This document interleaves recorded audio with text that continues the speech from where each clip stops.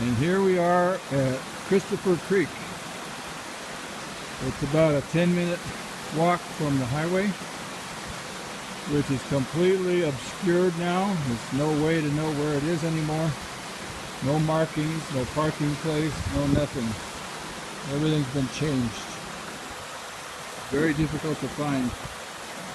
But at long last, we found it.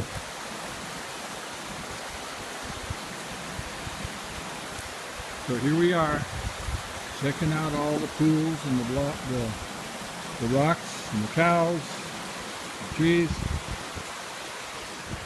and Grandma in the water. Very nice.